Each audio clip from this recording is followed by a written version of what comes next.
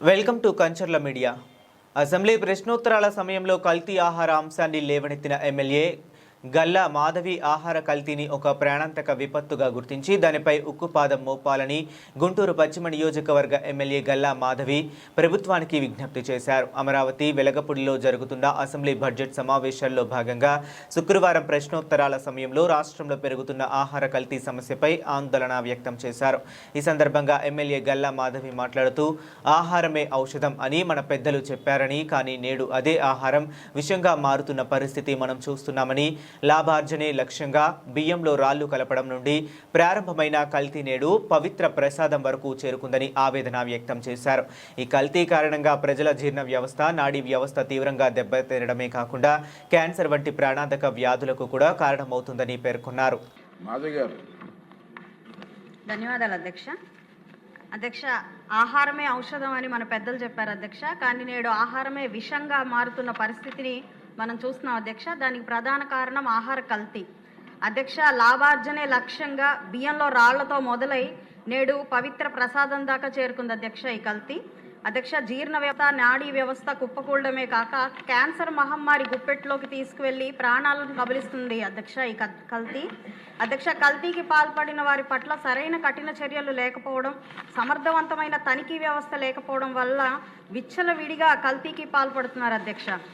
అధ్యక్ష, 2014-19లో food safety index ప్రకారం విభజిత ఆంధ్రప్రదేశ్ 100 పాయింట్లకు 47 పాయింట్లతో 10వ స్థానంలో ఉన్న పరిస్థితి అధ్యక్ష. ఆ పరిస్థితిని గమనించి గౌరవ చంద్రబాబు నాయుడు గారు కల్తీపై ఉక్కుపాదం మోపాలని, ముందు సిబ్బంది కొరత తీర్చడం కోసం 2018లో ఒక జీవో పాస్ చేసి సిబ్బంది నియామకం కోసం చేసింది అధ్యక్ష. అయితే గత అవివేక, అసమర్థ, అహంకార పూరిత ప్రభుత్వం, ప్రజారోగ్యం పట్టని వైసీపీ ప్రభుత్వం ఈ జీవోను చెత్తకుప్పలో వేసింది అధ్యక్ష. తత్కారణంగా 2023 నాటికి ఈ ఫుడ్ సేఫ్టీ ఇండెక్స్ నివేదిక ప్రకారం ఆంధ్రప్రదేశ్ చిట్ట చివరి స్థానానికి చేరుకొని, అంటే 100కి 22 పాయింట్లతో 28వ స్థానానికి పడిపోయింది అధ్యక్ష. ఇప్పుడు మరలా మన ప్రభుత్వం టెస్టింగ్ ల్యాబ్లు ఏర్పాటు చేసి సిబ్బంది నియామకం కొంత చేసి చిట్ట చివరి స్థానం నుండి పైకి వస్తూ క్యాచింగ్ అప్ స్టేట్గా ఎదగడం హర్షణీయం అధ్యక్ష. అయినప్పటికీ జనాభా నిష్పత్తి ప్రకారం సిబ్బంది లేని పరిస్థితి కనపడుతుంది అధ్యక్ష. తనిఖీ వ్యవస్థ కూడా పటిష్టం చేయాల్సిన అవసరం ఇంకా ఉంది అధ్యక్ష. విచ్చలవిడి ఆహార విక్రయ కేంద్రాలు మీద దృష్టి సారించాల్సిన అవసరం ఉంది అధ్యక్ష.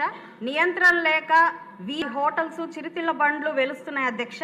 అధ్యక్ష, FSSAI అగ్మార్కులు ఉన్న సరుకులపై కొంత ప్రజలకు అవగాహన ఉన్నప్పటికీ హోటల్లో తమ ప్లేట్లలో వడ్డించబడే ఈ ఆహారం కంటికింపుగా, ముక్కుకు హాయిగా, పంటికి కమ్మగా ఉంటే చాలు అనుకునే ఆలోచన మారాలి అధ్యక్ష.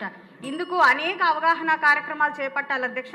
అధ్యక్ష, ఇది ఎన్నో సమస్యల్లో ఒక సాధారణ సమస్యగా కాకుండా దీనిని అప్కమింగ్ డిజాస్టర్గా, అంటే రాబోయే ప్రాణాంతక విపత్తుగా దీన్ని గుర్తించి కల్తీ పట్ల, శిక్షల పట్ల కఠినమైన నిర్ణయాలు తీసుకోవాల్సిందిగా గౌరవ వైద్య ఆరోగ్య శాఖ మంత్రివర్యులు కోరుతున్నాను అధ్యక్ష.